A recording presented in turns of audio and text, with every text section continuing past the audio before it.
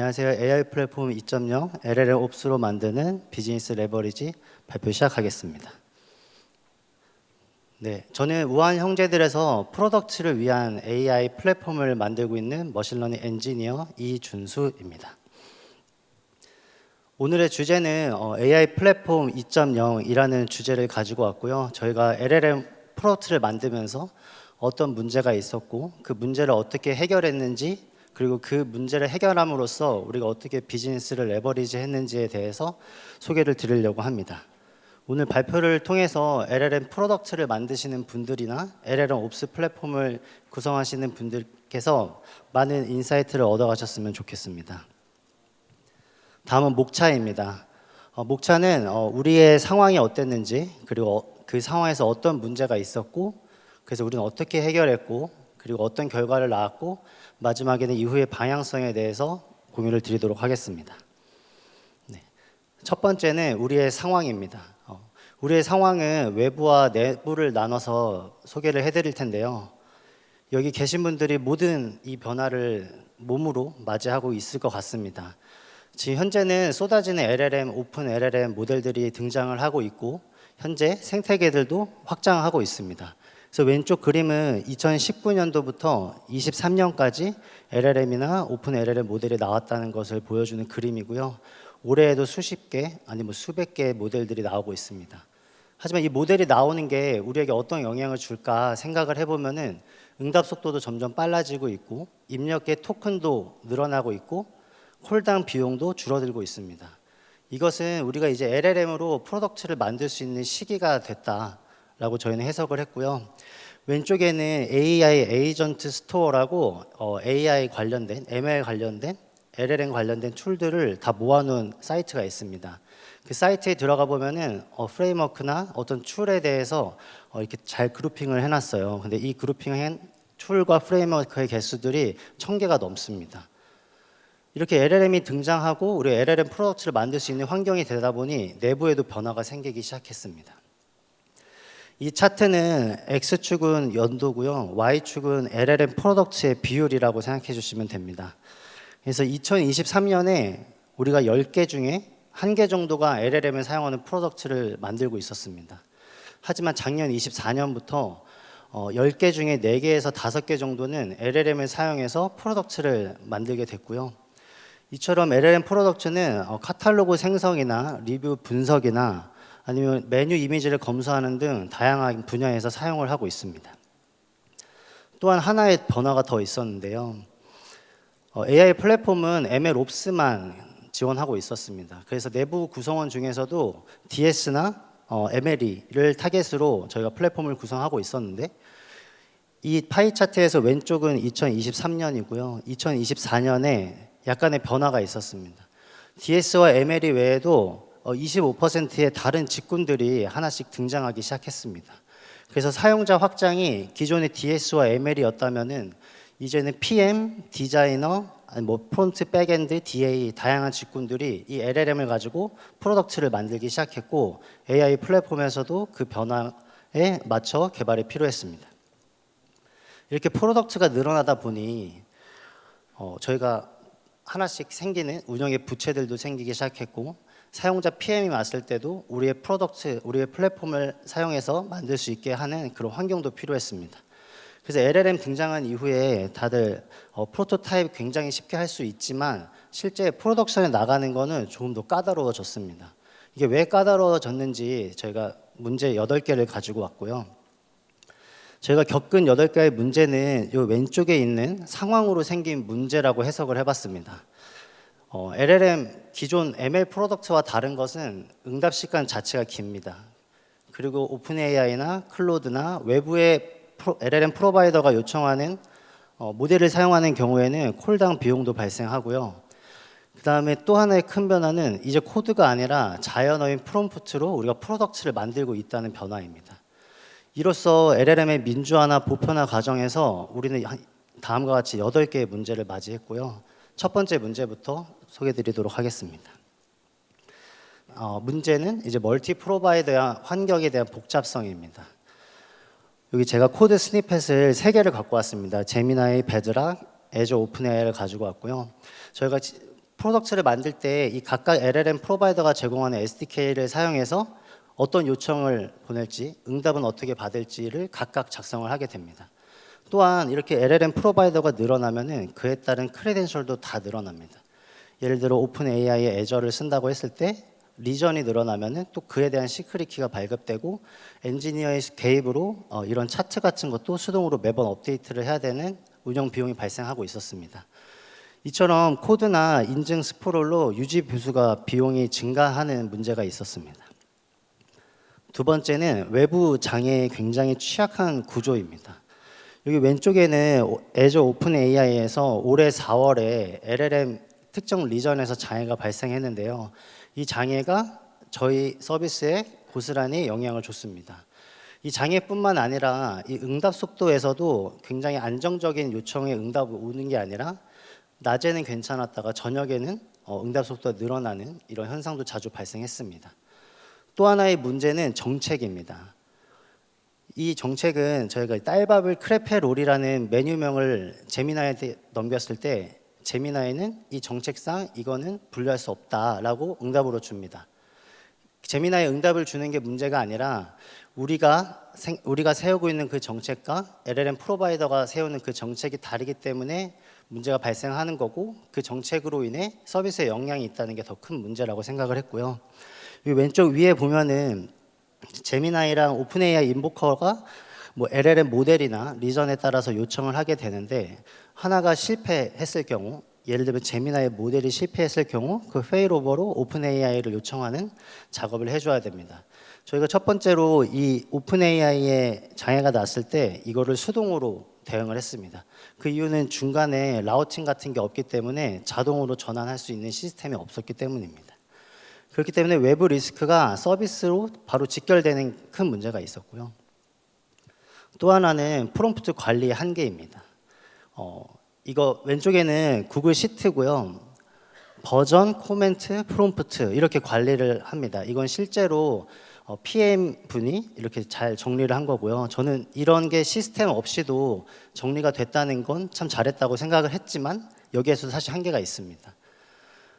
저기 예를 들어서 저 왼쪽 위에 그림을 보면은 마빈과 세이지가 있습니다. 마빈과 세이지가 같이 프롬프트 작업을 했을 때 이 버전별로 어떤 차이가 있는지, 어떤 버전이 프로덕션에 나갔는지, 어떤 버전이 버킷 A와 B에 나갔는지를 알 수가 없습니다.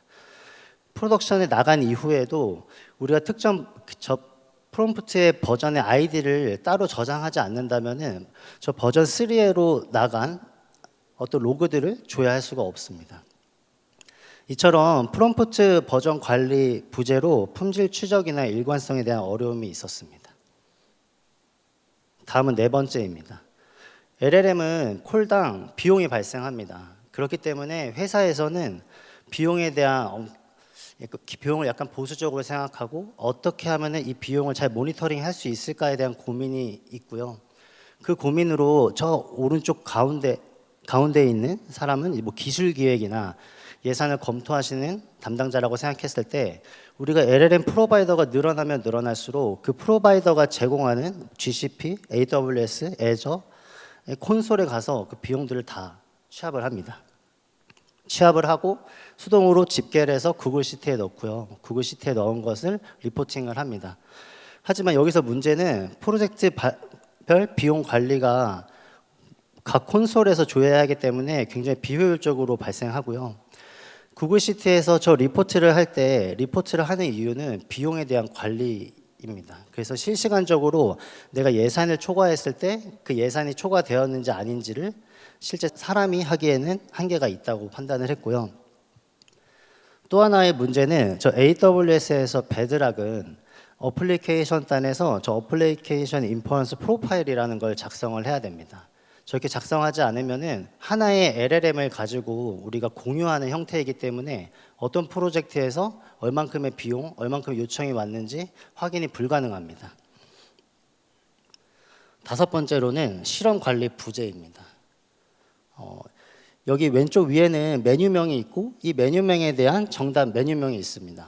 이 정답 메뉴명은 사람이 실제로 검수한 아주 고품질의 데이터고요. 이런 고품질의 데이터를 골든 데이터 셋이라고 합니다. 이처럼 골든 데이터셋을 시트에서 관리를 하고 그 시트에 있는 데이터를 기준으로 저 오른쪽 왼쪽을 보면은 GPT-4나 제미나이 2.5 플래시로 실험을 합니다. 이게 맞았는지 틀렸는지 다 실험을 하고요. 이렇게 실험한 결과를 가지고 가운데 아래에 있는 그림처럼 실험 분석을 합니다. 이렇게 시스템이 없어도 시트로도 이렇게 하고 있었습니다. 하지만 이런 데이터셋의 고품질의 데이터셋들은 실제 온라인으로 하면서도 데이터셋에 주기적으로 데이터를 밀어 넣어주는 것도 필요하고요. 이런 실험, 예를 들면 18차, 19차에 대한 실험 외에도 1차, 2차 각 관련된 실험에 대한 관리, 비교, 재현성 위에서도 시스템이 필요하다고 생각을 했습니다. 다음은 6번째입니다. 6번째는 저희가 AI 플랫폼은 MLE와 DS 중심으로 구성을 하고 있었는데요. 물론 LLM이 등장한 이후에도 DS와 LLM이 개발하고 운영을 했습니다. 하지만 시간이 지나는데 점점 도메인 전문가의 개입이 시작됐어요. 그 개입이라는 거는 도메인 전문가도 직접 프로덕트에 영향을 줄 수 있는 환경이 됐다는 걸 의미했습니다. 예를 들면 DS와 MLE가 기존에는 코드를 작성해서 프로덕트를 만들었다면 이제는 도메인 전문가가 자연어인 프롬프트로 프로덕트를 만들 수 있다는 거죠. 여기 왼쪽 위에는 저에게 메시지를 DS, MLE 팀에서 저한테 보냈던 건데요. 기존에 하고 있던 과제를 저 도메인 전문가에게 이관한다라는 메시지였습니다. 이처럼 이러한 변화들은 각 프로젝트에서 발생하기 시작했고요. 하지만 AI 플랫폼은 MLE와 DS 중심이기 때문에 사실 개발자 중심의 도구였습니다. 도메인 전문가가 갑자기 와서 프롬프트를 개발하고 실험하고 서비스에 반영하기까지는 저희에게도 준비가 필요했습니다. 다음 7번째는 크레덴셜 발급 절차입니다. 기존의 아이디어가 LLM 딱 등장하자마자 일반적인 많은 문제들을 풀 수 있기 때문에 여기 계신 분들도 아마 많은 아이디어가 떠올랐을 거예요. 아이디어가 떠올라서 바로 구현을 하고 싶지만 사실 회사에서는 그렇지 않습니다. 비용이 발생하기 때문에 예산을 검토를 하고요. 예산을 검토한 다음에 이게 외부로 호출하기 때문에 보안 검토를 해야 합니다. 보안 검토한 이후에는 클라우드 인프라 팀이나 다른 여타 팀에서 그 키를 발급을 해주고 그 다음 프로젝트를 시작할 수가 있습니다. 이 단계는 모두 다 필요합니다. 하지만 이러한 절차 대기로 POC가 늦어진다는 것은 문제라고 생각했고요. 어떻게 하면 프로젝트를 빠르게 더 시작할 수 있을까를 고민을 했습니다. 마지막입니다. 마지막은 개인식별 정보 유출입니다. 여기 왼쪽에는 제가 프롬프트를 가지고 왔습니다. 프롬프트에는 제가 있는 개인정보 모두를 다 넣어봤습니다. 사용자 주민번호, 여권번호, 환자번호 모두 다 넣어봤는데요. 이러한 개인정보가 포함된 프롬프트가 저기 어플리케이션을 통해서 LLM 프로바이더, 제미나이나 그다음 오픈 AI나 클로드로 요청이 갔을 때는 우리 개인 식별 정보들이 노출된 리스크가 있고요. 저희는 그래서 PII 탐지 모듈이라고 개인 정보가 식별될 수 있는지 탐지하는 모듈이 있습니다. 그 모듈에서 프롬프트를 요청하고 이 프롬프트에 개인정보가 포함되어 있다 없다에 대한 응답을 받습니다. 하지만 이 PII 탐지 모듈은 정책상 요청해야 된다. 그렇기 때문에 저희는 시스템화해야 된다고 생각을 했고요. 그렇게 하지 않으면 개인 식별 데이터 유출 리스크가 지속적으로 존재한다고 생각을 했습니다. 지금까지 8개의 문제를 나열을 했는데요. 이 8가지의 문제를 저희는 3개의 축으로 매핑을 해봤습니다. 첫 번째는 운영 안정성이고요. 두 번째는 개발 생산성이고 세 번째는 조직 확장성입니다. 어떻게 하면 LLM을 안정적으로 사용할 수 있을까?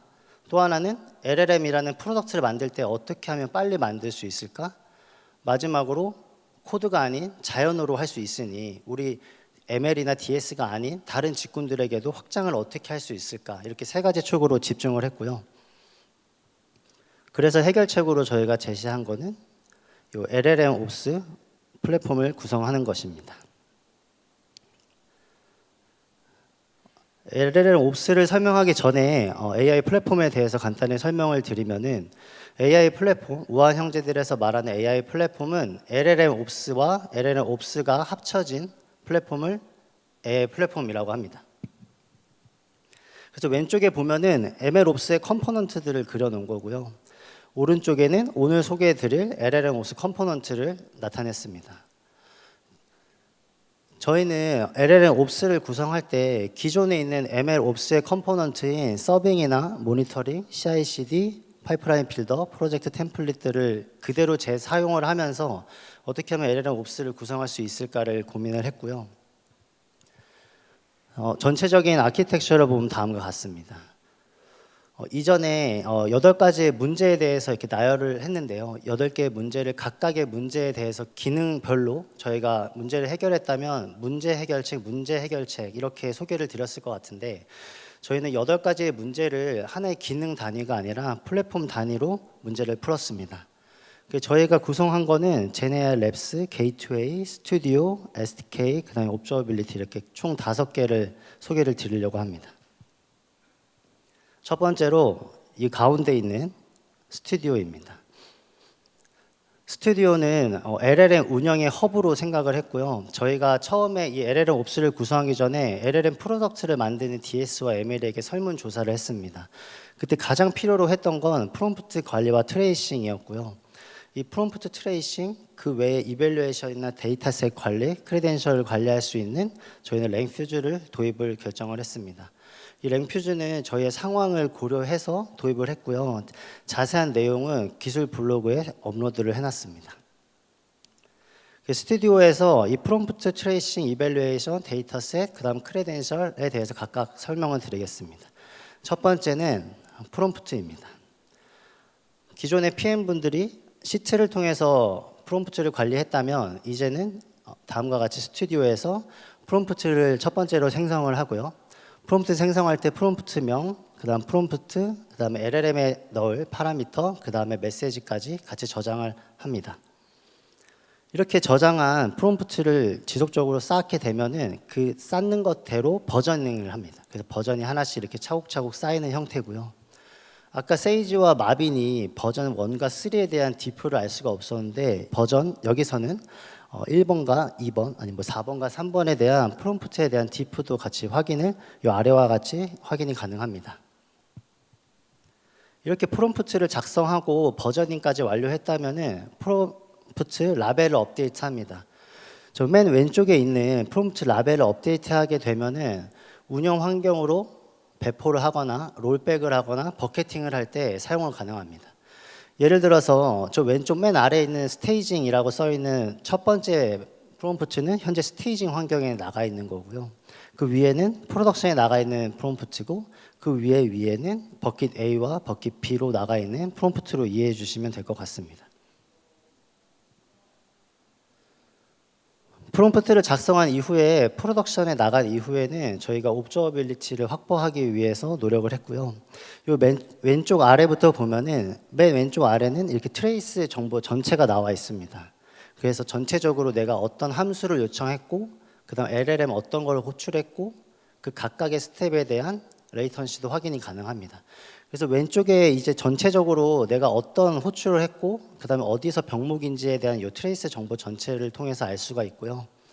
오른쪽 단계별 세부 사항을 보면은 어떤 LLM을 요청했을 때 레이턴시는 어떤지, 인풋과 아웃풋의 토큰은 어떤지, 얼마나 사용했는지, 비용은 얼마나 나왔는지, 어떤 모델을 사용했는지, 그다음에 LLM 파라미터는 어떻게 줬는지에 대한 정보들이 함께 남고요.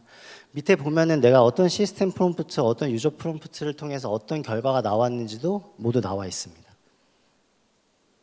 이렇게 온라인으로 트레이스를 계속 쌓다 보면은 아까 그 실험에서 말한 그 데이터셋, 우리가 말하는 그 골든 데이터셋에 데이터 추가를 하기 위해 그 데이터셋 추가도 가능합니다. 이 데이터셋과 실험에 관련돼서는 이후에 한 번 더 설명을 드리도록 하겠습니다. 그리고 또 모니터링입니다. 이 옵저버빌리티라는 걸 확보한다라는 거는 기존에 우리가 시스템이나 서비스 매트릭 외에도 그 세부적으로 우리가 프로덕트나 시스템적으로 해석할 수 있는 그 능력을 말하는데요. 여기에서는 이제 모델별로 어떤 비용이 얼마나 발생하는지 그리고 밑에는 모델별로 응답 속도가 얼마나 응답 속도가 빠른지 느린지에 대한 것을 확인할 수가 있습니다. 이렇게 옵저버빌리티를 확보하기 위해서는 파이프라인도 필요합니다. 그래서 이 왼쪽에 보면은 세 가지 레이어를 나눠봤고요. 맨 위에서부터 어플리케이션, 그 다음에 컬렉션, 그 다음 마지막에 옵저버빌리티가 있습니다. 우리는 맨 아래 옵저버빌리티를 확보하기 위해서는 맨 윗단계부터 시작이 필요한데요. 저 LLM 프로바이더가 제공하고 있는 LLM을 요청한 다음에 저 SDK라는 걸 통해서 트레이스 정보를 스튜디오로 넘깁니다. 여기서 말하는 SDK는 뒤에서 자세하게 설명을 드릴 거고, 여기서는 LLM 프로바이더를 요청해서 트레이스 정보를 넘긴다 정도로만 이해를 해주시면 될 것 같습니다. 스튜디오를 통해서 저 클릭하우스의 데이터를 적재를 하고요. 그와 동시에 저 어플리케이션 단에서는 프로메테우스의 시스템과 서비스 매트릭을 같이 남깁니다. 그럼 우리에게 주어진 거는 시스템 매트릭, 서비스 매트릭, 그 다음에 트레이스 정보가 남습니다. 그럼 이렇게 모은 데이터를 가지고 그래파나랑 슈퍼셋, 그 다음 랭퓨즈를 통해서 시각화를 합니다. 시각화를 하고 나서 그래파나나 슈퍼셋을 이용해서 경보, 슬랙을 통해 경보를 하고 있고요. 이를 통해서 프로덕트 시스템 이해하고 분석할 수 있게 되었습니다. 이 마지막 옵저버빌리티에 대한 뷰를 보면요, 다음과 같습니다. 맨 왼쪽 위에는 그래파나고요. 시스템이나 서비스 매트릭을 기존에 저희가 MLOps 컴포넌트에 서빙해서 사용했던 걸 그대로 사용하고 있습니다. 여기서의 한계는 저희가 이런 트레이스에 대한 수집, 옵저버빌리티 확보하기 전에는 이 다음과 같은 상황을 가지고 해석을 하기 시작했어요. 맨 왼쪽은 에버리지 리스폰스 타임입니다. 평균적으로 응답 속도가 와야 되는데 응답 속도가 그 플럭슈에이션이 너무 큰 겁니다. 우리가 기대하는 거는 안정적인 리스폰스 타임을 기대했지만 실제로 LLM의 프로덕트들은 아주 요동치기 시작했습니다. 또 왼쪽은 맥스 리스폰스 타임이고요. 보면은 20초 위에는 전혀 없습니다. 이건 클라이언트에서 타임아웃을 다 걸어버린 거고요. 실제로 LLM 프로덕트는 이처럼 응답 속도에 대해서 굉장히 민감하고 저희는 그대로 그 상황을 받을 수밖에 없습니다. 그러면 우리는 항상 레이턴시가 늘어졌을 때 DB의 병목일 거냐 아니면 LLM의 병목일 거냐에 대한 추측을 하기 시작하는 거예요. 그래서 이번에 랭퓨즈라는 거를 스튜디오로서 도입하고 나서 저 모델에 대한 레이턴시를 랭퓨즈에서 확인이 가능합니다. 그래서 모델에 대해 95%별로 레이턴시를 확인할 수가 있고요. 저 왼쪽 위에 있는 저 보라색은 GPT-4입니다. 아래는 GPT-4o 미니고요. 95% 타일로 봤을 때도 GPT-4는 안정적인 응답을 주지 않고 있습니다. 이로써 우리는 왜 프로덕트가 느려졌는지에 대한 원인 확인도 가능했고요. 이 아래 마지막으로 슈퍼셋을 통해서는 프로젝트 전체에 대한 비용을 확인하고 있습니다. 콜당 비용이 발생하기 때문에 비용을 검토하는 검토자분들에게는 이렇게 프로젝트별로 얼만큼의 비용이 발생하는지에 대한 뷰가 필요했고요. 랭퓨즈에서는 프로젝트별만 가능하기 때문에 전체적인 프로젝트 뷰를 확인하기 위해서 슈퍼셋을 도입을 했습니다. 이 슈퍼셋은 데이터 플랫폼 팀에서 구성을 해주신 걸 그대로 클릭하우스로와 연동해서 사용하고 있고요. 여기서는 슈퍼셋의 경보까지 같이 사용하고 있습니다. 예를 들어서 내가 어떤 예산을 초과했을 때 경보를 슬랙으로 받아볼 수 있게 구성을 했습니다. 다음은 실험입니다. 스튜디오 기능 중에 프롬프트, 그다음 옵저버빌리티, 그다음 세 번째, 그다음 실험입니다. 왼쪽 위에 보면은 이렇게 사이클이 있는데요. 위쪽은 오프라인 실험이고 아래쪽은 온라인 실험입니다. AI ML 프로덕트는 한 번 배포했다고 끝나는 게 아니고 이렇게 사이클을 통해 계속적인 지속적인 개선이 필요합니다. 그래서 개선이 필요하기 때문에 저 데이터셋 관리가 굉장히 중요합니다. 우리가 A라는 프롬프트를 만들고 B라는 프롬프트를 만들었을 때 A와 B 중에 어떤 게 좋을까라는 걸 오프라인에서 검증하려면은 저 데이터셋 관리가 필요합니다. 그래서 맨 왼쪽에 보면은 데이터셋 관리를 랭표즈를 통해서 스튜디오에서 하고 있고요. 기존에 시트로 관리했던 것을 데이터셋으로 관리하고 이 데이터셋을 기준으로 프롬프트 ABC에 대해서 실험을 합니다. 프롬프트 ABC에 대해서 실험을 하고 나면은 이 왼쪽 차트와 같이 각 실험별로 레이턴시가 어떻게 달라지는지, 그다음 비용은 어떤지, 그다음 정확도는 어떤지에 대한 뷰가 나옵니다. 이를 통해서 우리는 응답 속도가 안정적이고 성능이 좋고 비용이 저렴한 이런 프롬프트를 그다음에 LLM 모델을 선택할 수 있습니다. 마지막으로 세 번째 평가입니다. 평가의 방법론은 굉장히 다양합니다. 하지만 최근에는 LLM이 그 평가도 하고 있습니다. 그래서 LLM 평가를 할 때는 저 이밸류에이션 프롬프트라는 걸 넘기고 실제로 내가 기대하는 값, 그 다음에 출력하는 값을 비교해서 평가를 합니다.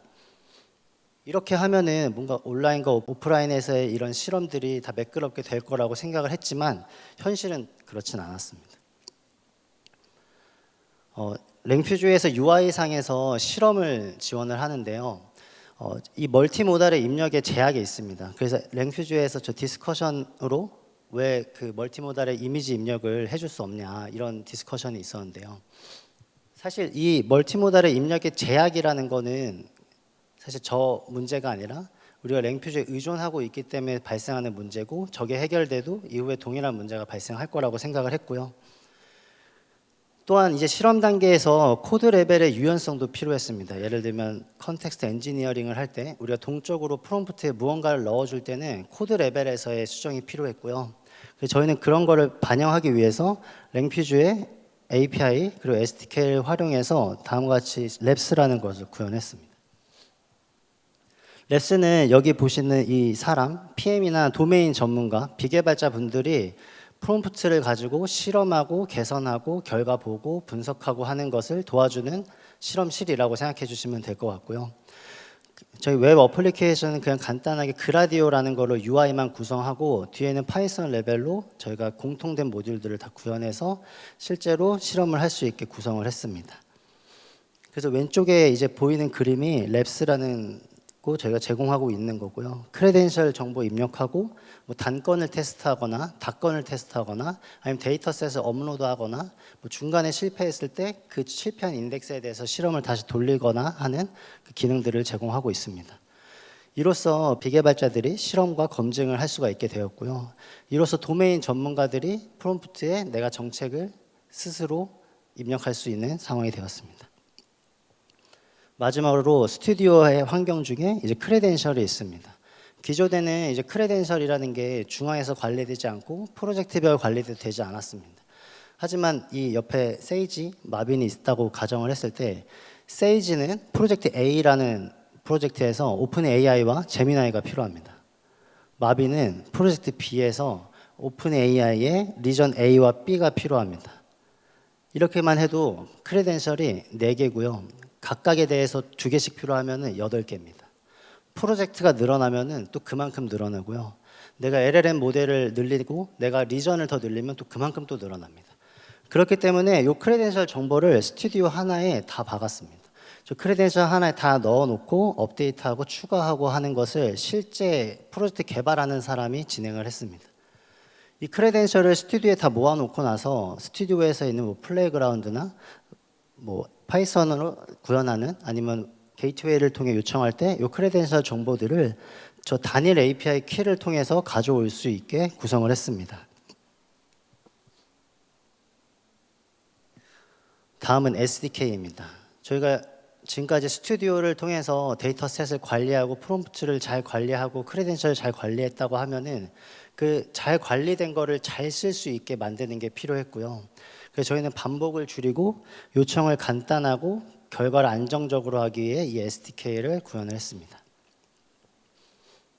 SDK는 스튜디오랑 결합을 잘 하기 위해서 고민을 많이 했고요. 스튜디오에서 프롬프트나 트레이싱, 그 다음에 크레덴셜을 남기거나 가져오고 있는 역할을 젠 AI SDK인 AI 클라이언트에서 하고 있습니다. 또한 그 개인 식별 정보가 프롬프트에 포함되어 있는지 아닌지를 정책이 아니라 시스템으로 넣기 위해서 PII라는 모듈을 SDK에 같이 넣었고요. 프롬프트에 개인 식별 정보가 없다고 판단이 되면 저 라우터를 통해서 LLM 호출이 됩니다. 그래서 코드 레벨로 한번 살펴보면은 저희가 이제 MLOps 컴포넌트 중에 프로젝트 템플릿이라는 게 있는데 저희가 보일러플레이트를 제공하고 있습니다. 기존의 SDK의 기능들을 바로 쓸 수 있게 제공을 하고 있고요. 생성하면 다음과 같이 나옵니다. 제나의 클라이언트라는 걸 객체를 초기화를 하고요.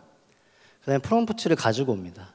여기서 프롬프트를 가지고 올 때는 저 스튜디오에 프롬프트에서 가지고 오게 되고 그 프롬프트를 가지고 LLM 호출을 하게 되면은 트레이스 정보들이 스튜디오에 남고요.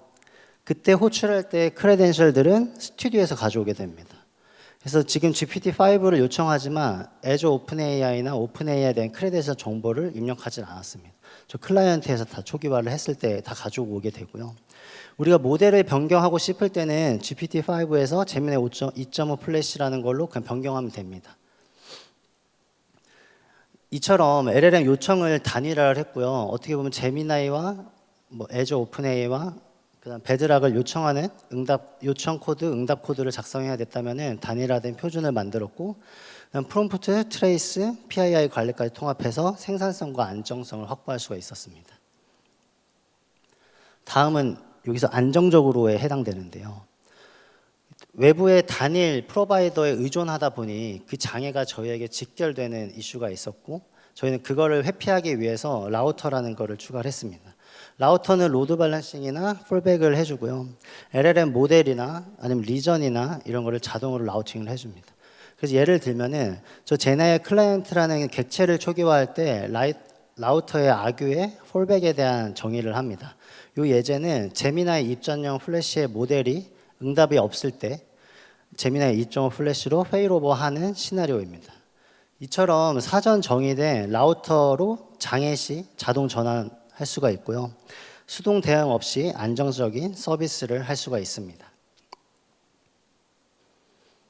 또 하나는 API 게이트웨이입니다. 이 API 게이트웨이는 저희가 상당히 고민을 많이 했습니다. 이게 정말 필요할까? 어떤 역할을 해야 될까? 그래서 라이트 LLM의 프록시 서버나 자체 개발 이런 많은 옵션들을 두고 고민을 했었는데, 결국 이 API 게이트웨이는 SDK를 사용하지 못하는 non-Python 어플리케이션이나 오픈AI 그 LLM의 프로덕트 툴 확장할 때 필요하겠다라고 생각해서 저희는 최대한 가볍게 게이트웨이를 만들었고요. 이 게이트웨이는 SDK를 품었습니다. 그래서 SDK의 모든 기능들을 게이트웨이에서 사용을 할 수가 있고, 게이트웨이에서는 오픈AI의 저 컴패티빌리티를 확보하면서 인증만 하고 있습니다. 그래서 예시는 다음과 같고요. 헤더 정보 입력하고 모델 입력하고, 여기서 모델을 변경하고 싶으면 그냥 모델 명만 변경하면 됩니다. 그 프롬프트 입력하고 응답 받으면 됩니다. 현재는 프론트와 같이 파이썬 어플리케이션이 아닌 API 요청을 통해서 LLM을 사용해야 되는 경우에는 이와 같은 게이트웨이를 통해서 요청하고 응답을 받고 있습니다. 지금까지 LLM 옵스에 대한 플랫폼을 이제 기술적으로 어떻게 풀었는지에 대한 설명인데요. 다음은 기술적이 아닌 그 외에 저희가 정책적으로도 푼 문제가 있었습니다. 이건 사실 문제라고 하기보다는 어떻게 하면 우리가 프로덕트를 빨리 만들 수 있을까의 고민에서 시작된 거고요.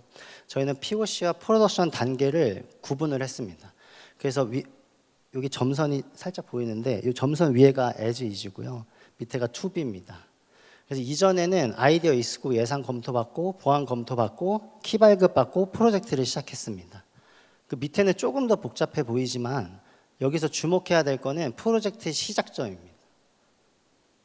이전에는 프로젝트의 시작이 저 맨 끝에 있었습니다. 하지만 투비로는 보안 검토받고 바로 프로젝트를 시작할 수 있게 환경을 구성을 했고요. 프로젝트 시작을 하고 나서 POC를 하고 실패를 하고 개선하고 다시 재시도하고 실패하고 개선하고 이 반복적인 작업을 하고, 내가 어떤 LLM 모델에 얼만큼의 비용을 썼다라는 것을 이 POC를 통해서 확인을 하고 예산 검토받고 키 발급을 받습니다. 이렇게 할 수 있었던 이유는 예산 검토나 기술계에서 검토할 때 프로젝트별 비용의 추적과 경보가 필요하다고 했었고요. 앞서 설명드린 것처럼 저희는 그러한 내용들을 이제 슈퍼셋에 적용해서 비용에 대한 모니터링과 경보를 추가해서 이 문제를 해결할 수 있었습니다. 정리하면은 AI 플랫폼이라는 게 가운데 있고요. 왼쪽에 어떤 사용자들, 지금은 MLE, DS 외에도 PM 여러 가지 직군들이 있겠죠. 직군들이 프롬프트를 넣으면은 저 왼쪽 아래에 프로덕트가 나오고, 프로덕트에서 나오는 그런 피드백을 다시 AI 플랫폼에 넣고요. 그 받은 것을 이밸류에이션해서 다시 프롬프트를 개선하는 이 전체적인 사이클을 개발했다고 이해해 주시면 될 것 같습니다. 그래서 이런 문제들을 지금까지 정리를 해보면은 이 문제와 병목이 있고요. 어떻게 해결을 했는지 전략이 있고, 저 마지막에는 그 문제를 해결하기 위한 대응 컴포넌트들을 정리를 해봤습니다. 결과입니다. 일단 정성적인 결과로는 옵저어빌리티나 보안 안정성을 확보를 했고요. 기존에는 서빙에서 레이턴시가 느려지거나 어디선가에 병목이 있을 때 병목을 시스템이나 프로덕트 단위에서 해석하기가 어려웠다고 하면은 지금은 해석할 수 있는 상황이 됐고요. 또 하나는 보안입니다. 저희가 PII 모듈, 개인 식별 정보가 프롬프트에 있는지를 탐지하기 때문에 보안을 갖추기 시작했고, 또 하나는 안정성 확보입니다. 우리가 외부 LLM 프로바이더의 직접적인 장애 영향을 받기 때문에 라우팅과 같은 문제로 그걸 해결했고요. 그 외에도 ML SDK나 크레덴셜 통합을 통해서 프로덕션의 개발 생산성하고 운영 효율화를 얻을 수가 있었습니다. 정량적인 지표로 보면은 우선 사용자 확대가 있었고요. 제가 가져온 거는 파이 차트에는 DSML이 그다음 그 외 직군에 대한 내용이고, 저 왼쪽의 차트는 LLM의 그 사용자가 얼마나 증가하고 있는지 AI 플랫폼을 사용하는 그 두 개의 차트를 가지고 와봤습니다.